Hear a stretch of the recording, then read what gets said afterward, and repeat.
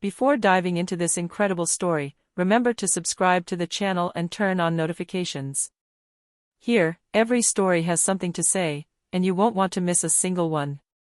In a modern city where concrete and glass shimmered in the late afternoon sun, the bustle of the streets formed an urban symphony: honking horns, hurried conversations, distant sirens. Amidst this commotion, Marcus Johnson, a 35-year-old black man, walked with a calm stride. Tall, elegant, and dressed in a perfectly tailored light gray suit, he exuded an aura of serenity and confidence.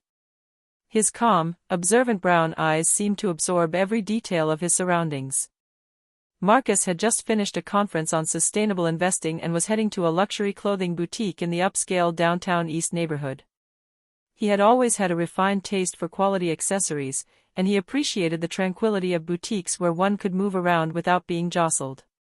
He was deeply respectful of others and believed in the power of patience, even in the face of adversity. Inside the boutique, the light from the pendant lamps caressed the impeccably arranged shelves. Mannequins wore precisely tailored jackets and shirts. Customers browsed the racks with expressions of satisfaction. It was there that he noticed Catherine Whitmore, a white woman in her 40s, dressed in a pristine cream suit. Her blonde hair was perfectly styled, and her hard, piercing gaze rested condescendingly on everyone present. When Marcus approached a leather jacket, Catherine, visibly irritated by his presence, stepped towards him. Her voice, icy and authoritative, cut through the surrounding air. "Your place is in Africa." An icy silence fell. The customers around looked away, some shocked, others uncomfortable. Marcus, instead of reacting angrily, remained perfectly still, his features impassive. His eyes shone with quiet dignity. He knew that any impulsive reaction would only vindicate this arrogant woman. Catherine, confident, believed she had the situation under control. But Marcus, in his self-control and silent patience, was already preparing a response more powerful than any words spoken at that moment. This simple, yet brief, incident would trigger a series of events that would reveal not only Catherine's true character, but also Marcus's strength and wisdom, capable of transforming a humiliation into a lesson in humility and respect. The destiny of this encounter was not merely that of a confrontation, it was a test of dignity, patience and justice, and Marcus was ready to emerge victorious, without ever losing his composure. Marcus Johnson remained motionless for a moment, the leather jacket in his hand. Catherine Whitmore's voice still echoed in the shop. "Your place is in Africa." Time seemed to slow around him. The frozen customers, some frowning, others shocked by the woman's arrogance, watched the scene in silence. Marcus felt a strange tension, but his composure didn't waver. He knew that any impulsive reaction could be used against him. He gently placed the jacket on the rack and turned his gaze toward Catherine, with a slight, almost imperceptible tilt of his head, enough to show that he didn't fear her judgment. His voice, low and measured, broke the silence. "Thank you for your opinion, madam." That simple sentence had an unexpected effect. Catherine, who had hoped to provoke anger or humiliation, froze. Her arrogant smile faded slightly. She had expected an outburst of anger, a harsh word, or a hasty retreat. Marcus, through his composure, had turned the situation around without even raising his voice. The cashier, Linda Carter, a young white woman in her 30s, watched the scene uncomfortably. She knew Catherine hadn't acted correctly, but the fear of reprimand paralyzed her. Several customers whispered amongst themselves, casting embarrassed glances at Catherine. Marcus sensed this subtle, silent support and knew his dignity was already beginning to have an effect. Catherine tried to regain control, changing her tone. "You should know where you belong." Marcus didn't reply immediately. He took a deep breath, patience and self-control evident on his face. Then, with an almost imperceptible smile, he turned away to continue examining the clothes, as if the remark had had no effect on him. This simple yet deliberate gesture put Catherine in an even more uncomfortable position. She realized, perhaps for the first time, that her arrogance could not shatter Marcus's quiet dignity. The entire shop seemed to hold its breath, watching this scene that went beyond a mere insult. It was a lesson in respect, however silent. Marcus, continuing his journey through the aisles, was already beginning to think. He knew he didn't need to defend himself through immediate confrontation. True strength lay in patience, in observation, and in choosing the moment when justice and truth would naturally reveal themselves. Back home, Marcus settled into his bright apartment overlooking the upscale downtown East neighborhood. The white walls, adorned with a few modern paintings, reflected the late afternoon light. He took off his coat and paused for a moment to sit in his leather armchair, breathing deeply. The scene in the shop still replayed in his mind. He saw himself again, facing Catherine Whitmore, her arrogance and condescension. "Your place is in Africa." The words were cruel, but Marcus knew they said more about her than about him. He felt neither anger nor hatred. Only a profound disappointment in the face of human stupidity. He thought back to his reaction, remaining calm, not giving in to provocation, responding with dignity. This self-control had been his best weapon. But Marcus also knew that a simple polite response wouldn't be enough to correct such widespread behavior. Catherine wasn't an isolated case, she represented a mentality that many, unfortunately, still held. Looking out the window, Marcus reflected, how to transform this humiliation into something constructive. How to make Catherine and the shop employees understand that racism, even subtle or disguised behind elegance, had consequences. He made a decision. He would not act impulsively. He would observe, understand, and plan. He wanted to know if Catherine's behavior was systematic or a one-off. He wanted to gather evidence, not to humiliate, but to educate and show that dignity and respect transcend skin color. Marcus knew he had the means to send a powerful message. He was respected in his professional circle, recognized for his intelligence and influence. This situation was simply another opportunity to demonstrate that true power lies not in domination or fear, but in self-control and thoughtful strategy. That evening, Marcus jotted down some notes in a notebook, observed behaviors, the names of the employees, the approximate time of the incident. Every detail could prove useful. There was no anger or revenge in his plan, only the desire to transform a personal humiliation into a universal lesson. As night fell on the city, Marcus stood and watched the lights of the skyscrapers twinkle. He knew the path ahead would be subtle and delicate, but he felt ready. And in this silent preparation lay the first victory over hatred and arrogance. The next day, Marcus decided to return to the shop, but this time from a different perspective. He was no longer just a customer, he was a discreet observer. Dressed in a dark coat and sunglasses, he entered the shop with the calm of a man who knows exactly what he is looking for. As soon as he stepped through the door, he immediately noticed Catherine Whitmore's demeanor. She strolled between the aisles, directing the staff with an iron fist, her gaze scrutinizing each customer as if they were a potential intruder. She spoke with an air of superiority, her words gentle yet condescending, betraying a subtle arrogance. Marcus positioned himself in a strategic corner, where he could observe unnoticed. He noted every detail, the way employees, like Linda Carter and Vanessa Miller, moved quickly to satisfy Catherine, their slightly hesitant attitude towards certain black customers, their fear of Catherine's anger. A few black customers entered the store that morning. Marcus watched as they were followed by glances, assessed, and sometimes ignored by the employees who prioritized white customers. The condescending looks and the small, understated remarks, though discreet, were there. Every detail confirmed what he had suspected, this behavior was not an isolated incident. It was an environment where subtle but persistent discrimination was the norm. Meanwhile, Marcus remained calm, almost invisible. He was taking mental notes on how Catherine treated customers and staff. He showed no signs of anger or frustration. His composure made his presence almost imperceptible, but inside, he was beginning to formulate a plan. He had to expose this racism publicly, but elegantly, using his own authority and influence. Before leaving the shop, Marcus watched Catherine again, standing near the counter, confidently giving orders. He knew that one day soon, that same air of superiority wouldn't be enough to hide her ignorance. Back home, Marcus mentally reviewed his observations. Every gesture, every word from Catherine and the employees was now proof of their true character. He had identified the unwitting allies, the embarrassed but aware employees of the injustice, and above all, Catherine's weak point, her fear of losing control and being publicly exposed. Marcus smiled slightly. The waiting and observation phase was over. He would soon move on to the next step, transforming this humiliation into a lesson in dignity and justice, without ever losing his composure. Marcus knew that the moment of the public confrontation had to be perfectly prepared. At home, in his apartment with its large bay windows overlooking the city, he spread out his notes and observations.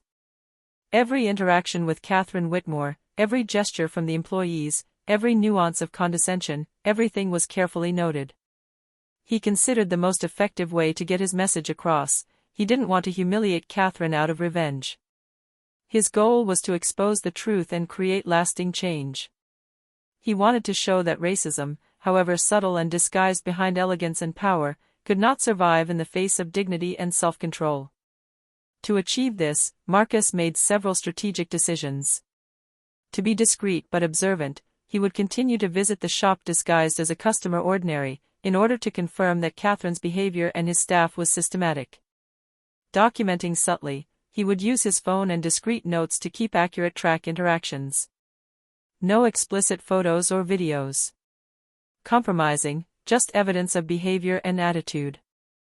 Mobilizing his allies, Marcus contacted David Clark, a photographer renowned for his discreet but powerful images, and Elena Roberts, a journalist specializing in social affairs and the urban racism. They both immediately understood the issue and agreed to collaborate. Marcus's plan was not based on aggression, but on elevating his own stature and dignity. He knew that true power lies in the ability to transform humiliation into a lesson for others. He also thought about Catherine. Her arrogance and condescension would be her own worst enemies. By calmly and publicly exposing her behavior, Marcus knew the truth would speak for itself. That night, Marcus slept little, his mind focused on the details of the plan. Every gesture, every word had to be perfectly orchestrated. He knew that patience and precision were essential. The next day, he would return to the shop, this time with a specific objective: to observe once more and prepare the ground so that justice and dignity would prevail, without any anger or impulse tarnishing the elegance of his actions. The next morning, Marcus returned to the shop, dressed in a sober dark suit and discreet glasses. He sat apart, carefully observing every movement, every gesture, every word. His objective was clear: to fully understand the dynamics of the place and gather clues that would confirm Catherine's behavior was not an isolated incident. Upon arrival, he noticed several black customers hesitating to approach the more prestigious sections. Some seemed to feel watched, judged, as if their presence was unwelcome. Marcus mentally noted Catherine's persistent stares and the way the employees seemed reluctant to offer full service to black customers. He observed Linda Carter, the cashier, and Vanessa Miller, an experienced saleswoman. Both seemed uncomfortable but remained obedient to Catherine's orders. The contrast was striking: they were quick and attentive to white customers but reserved, even distracted, with black customers. Marcus also noticed a particularly telling incident: a black man, wearing a simple but elegant shirt, entered the shop. Catherine gave him a condescending look and whispered something to Linda. The man approached a display, but the other customers seemed hesitant. Marcus saw the frustration in the customer's eyes, and he eventually left the shop without buying anything. This small event confirmed what he had suspected from the beginning: Catherine's racism was not an isolated act, but systematic behavior, encouraged by her arrogance and sense of superiority. Marcus took some discreet notes, recording the details, the names, attitudes, and reactions of the employees, and even the expressions of the customers. He knew that this documentation would be crucial in demonstrating the reality of the problem. Before leaving the shop, Marcus took one last look at Catherine. She stood near the counter, speaking in a soft but authoritative voice, giving precise orders to her staff. Her arrogance was palpable, but Marcus was beginning to perceive her weakness, her subtle fear of losing control, her dependence on the apparent respect of her staff, and her vulnerability to public exposure. Back home, Marcus knew he was ready for the next step. He had gathered all the necessary information and identified the key behaviors to expose. The final confrontation would not be based on anger, but on truth and dignity. As he watched the city shimmer in the evening light, Marcus felt a mixture of serenity and determination. The most delicate part of his plan was about to begin, transforming a personal humiliation into a lesson in justice and respect, without ever losing his composure or self-control. Marcus knew the decisive moment was approaching. Patience and observation had confirmed his suspicions. Catherine's racism was systematic and influenced the employees' attitudes. It was time to move to the next stage, preparing a subtle but public confrontation, where the truth would come out on its own. He contacted David Clark, a photographer renowned for his discretion and his ability to capture revealing moments without alerting those present. David immediately understood the challenge. It was about documenting the reality of racist behavior, professionally and subtly, to create an irrefutable impact. Next, Marcus called Elena Roberts, a journalist specializing in social issues and discrimination. She had already covered several stories of systemic racism and instantly grasped the importance of the case.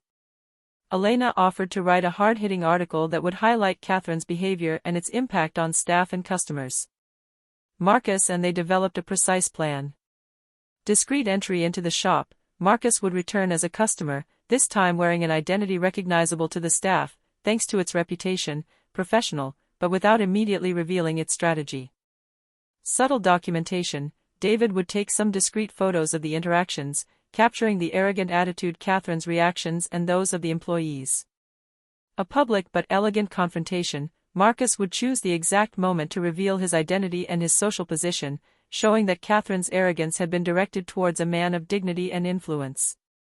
Clear and educational message. Elena would write an article that would not only aim to denounce Catherine, but to raise awareness about subtle racism and the daily injustices.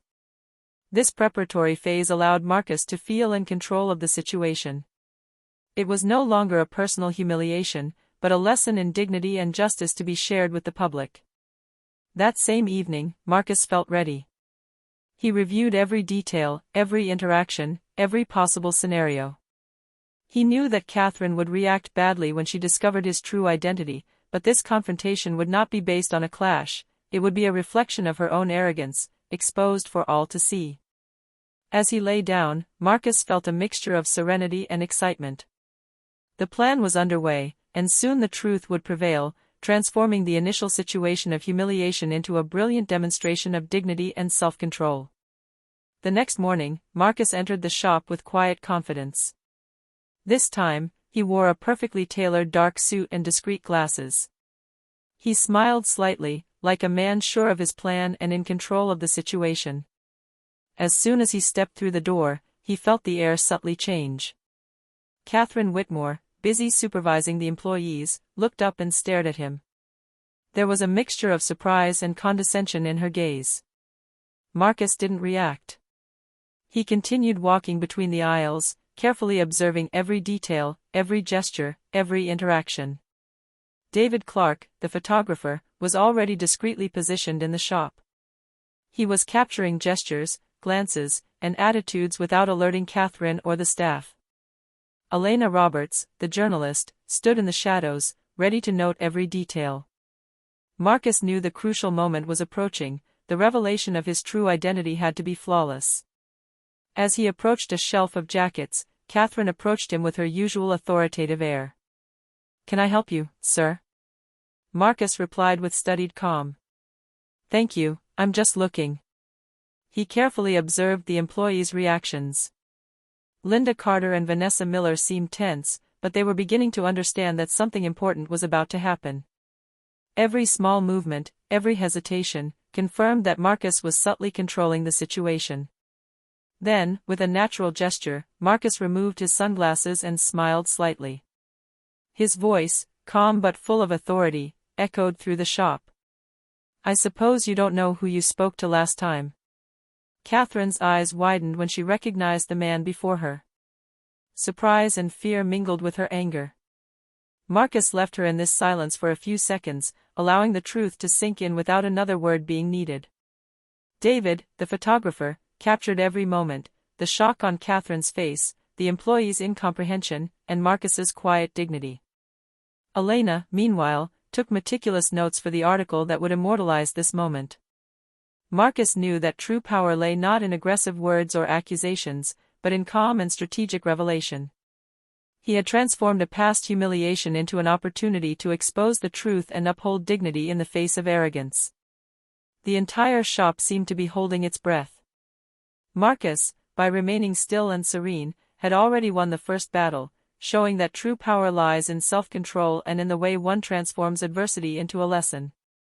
The silence in the shop was palpable. All the customers, employees, and even Catherine Whitmore herself were holding their breath. Marcus, always calm and smiling, took a step forward and said in a measured but firm voice, "Mrs. Whitmore, the last time we met, you told me my place was in Africa. I suppose you didn't know who you were talking to." Catherine's eyes widened. Her usual arrogance wavered under the weight of the truth. The employees, now aware of the situation, exchanged embarrassed glances. The customers present, witnesses to the scene, began to murmur amongst themselves. Marcus continued, his voice calm but penetrating. "I am Marcus Johnson, a renowned financial consultant, investor, and philanthropist committed to several social justice initiatives. And despite what you may have believed, my dignity and success are not defined by the color of my skin." Catherine remained silent, unable to formulate a response. The condescension that had characterized her had vanished, replaced by a mixture of fear and shame. Marcus continued, this time addressing the employees. "Your actions and reactions often reflect what you have learned or what you have accepted. But it's time to realize that every customer deserves respect and equality." David Clark, the photographer, captured every moment. The expressions, the gestures, the tension in the air, everything was immortalized. Elena Roberts, the journalist, jotted down quick notes, ready to publish a story that would show the world that dignity and respect can triumph over arrogance and racism. Catherine, trapped in her own attitude, finally stammered, It is. But no words were enough to restore the situation. The entire shop now saw her true nature, arrogant, condescending, and blind to the dignity of others. Marcus, calm and confident, needed no aggressive retort. The truth alone was enough. He concluded his speech with these clear and measured words. "Respect is not demanded. It is earned, and it is given. Today, you had the opportunity to show elegance and courtesy. You missed it." A heavy silence followed. Then, gently, several employees approached Marcus to offer sincere apologies, acknowledging the fairness of his words and the dignity with which he had acted. The customers, impressed, began to applaud quietly. Marcus left the shop a few minutes later, leaving behind a lesson in patience, dignity, and self-control. Catherine, publicly humiliated but calmed by the gravity of the situation, understood that unjustified arrogance could turn against her mercilessly. In the days that followed, the effects of the confrontation began to be felt in the store. The employees, initially silent and embarrassed, became aware of the importance of their actions and their role in the store's atmosphere. Linda Carter and Vanessa Miller, previously hesitant and submissive, began to treat all customers with equality and respect, realizing that their behavior could have a lasting impact on the store's reputation. Catherine Whitmore, meanwhile, found herself in a difficult position. Her arrogance had been publicly exposed, and several clients accustomed to high-end service began to turn away from her. The boutique's management, aware of the simmering scandal and the media attention generated by Elena Roberts' article, demanded that she undergo mandatory diversity and inclusion training. Humiliated but knowing that her position now depended on her ability to change, Catherine reluctantly agreed. Meanwhile, Elena's article quickly went viral on social media and professional platforms. It accurately described Marcus's composure, dignity, and strategy, highlighting the importance of self-control in the face of racism and arrogance. The entire city began discussing the incident as a lesson in respect and courage. Marcus, for his part, remained discreet. He sought neither glory nor revenge. His objective had been achieved, to transform a personal humiliation into a universal message of respect and dignity. He received messages from clients, friends, and colleagues, praising his self-control and strategic intelligence. His already solid reputation was further strengthened, not only as an accomplished professional but as a man capable of turning adversity into opportunity. A subtle but profound change took place in the shop. The employees, now aware of the importance of respect and fairness, modified their habits and attitudes. Catherine, still reeling from her own exposure, slowly began to understand the impact of her actions. The shop, once marked by arrogance and favoritism, gradually transformed into a more inclusive and respectful place. Marcus, for his part, observed these changes from a distance. He knew that true power lies not in confrontation or humiliation, but in the ability to inspire and educate by example. And in this modern city, his lesson of dignity and respect would continue to resonate long after he had passed away. A few weeks after the incident, the store was unrecognizable. The oppressive and condescending atmosphere had given way to one of respect and consideration. Black and white customers were now greeted with the same warmth, and the employees seemed more confident and balanced in their behavior. Catherine Whitmore, still smarting from the public humiliation, had completed the mandatory diversity and inclusion training. She wasn't exactly enjoying it yet, but she was beginning to understand that her past arrogance had been destructive, not only to her reputation but also to her professional and personal relationships. Management was now carefully monitoring her interactions, and Catherine knew that every move was being scrutinized. Marcus Johnson, for his part, had returned to his everyday life. But something had changed. He knew that, through his patience and strategy, he had not only defended his own dignity, but also sent a powerful message to all those who thought they could humiliate or belittle others. His reputation in the city had grown, not through displays of power or authority, but through his composure, self-control, and ability to transform adversity into a universal lesson. Several customers and passers-by came to express their admiration. Some had followed the story through the article published by Elena Roberts, while others had discreetly witnessed the confrontation in the shop. All were struck by how one man had been able to transform a situation of hatred and arrogance into an example of respect and justice. The shop, though initially the scene of humiliation, had now become a symbol of transformation. The employees had learned the importance of universal respect, and Catherine, slowly, understood that dignity and humility are more powerful than arrogance and superiority. As Marcus walked through the bustling city streets, he felt a profound sense of satisfaction. The victory was not one of confrontation or public exposure, but one of patience, intelligence, and dignity. He had proven that even in the face of racism and arrogance, inner strength and self-control can transform humiliation into triumph, not only for oneself, but for the entire community. And as the sun set over the glittering skyscrapers, Marcus smiled silently, knowing that true victory is never in anger, but in the ability to inspire respect and justice by example.